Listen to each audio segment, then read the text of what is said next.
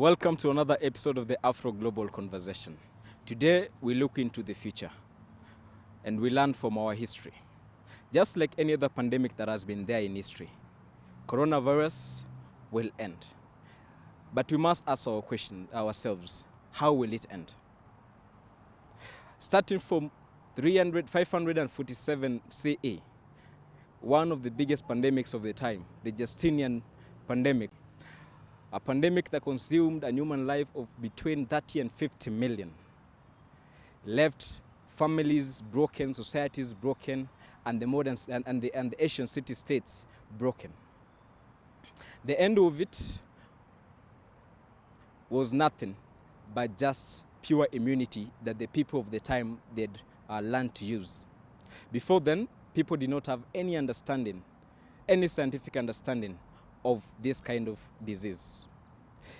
Moving forward, we had the Black Death, a pandemic that consumed over 200 million people. This is the first time that instruments such as isolation were introduced. The Venetians in the port city of Sagusa, they used to detain sailors from the sea. After some time, because it was very hard to fight the pandemic, the Venetians decided to extend the 30 days to 40 days of a quarantine, something which later was recognized by the Venetian law as quarantino, meaning 40 days of quarantine.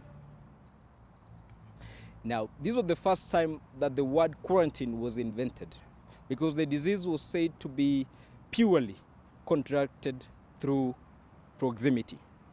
After that, people were required to stay self-isolated until they could prove that they were not sick. Moving forward from 1348 down to 1665, when the London plague, a plague that reoccurred 40 times in 300 years. It killed many people, and the only way out of it was very brutish. People who were said to be infected, they had to remain in their houses. The houses were to be marked by hay, bales of hay. And those who had a member of the family infected, for them to go to the public places, they had to come out with a pole, a flag, and a white pole. Later on in life, people realized the only way out of it was through quarantine and mass graves where people were buried. However brutish it was the best way to get out of it. From there, we had the smallpox, and that was the first pandemic to ever have a vaccine, which Dr. Jenner came out with. Down in history lane, we went to cholera, a disease that was purely out of contamination.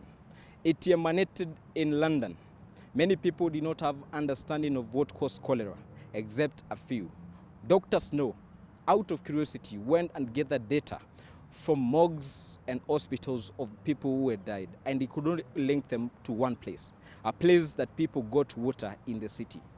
However hard it was, Dr. Snow managed to convince the authorities in London to break the handle that pumps water, and that people did not get water from there anymore, and that's how cholera ended.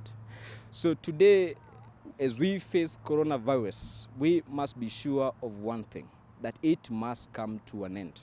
Now, coming to an end, whether it will be through quarantine, whether it will be very brutal measures that be put by the government to make sure that we end coronavirus, whether it will be by learning how to live with it, it will come to an end. But the question is, how long will it take? And how long will it take for us to come out of this pandemic?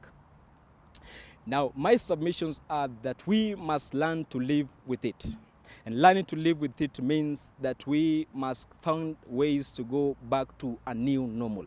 A new normal, just like HIV and AIDS, which was discovered in 1980s, that people did not have cure until now, but people have learned to live with it. People know that they must abstain, they must use protection, and they must submit themselves to regular testing of HIV AIDS before they engage in any intimate action that will lead to the infection. Same way, we must find a way to deal with it before it is too late, because the economy is on its knees. Societies are broken. Families are in despair. People do not have a way of livelihood. With the threat of a possible lockdown, that will make it even harder.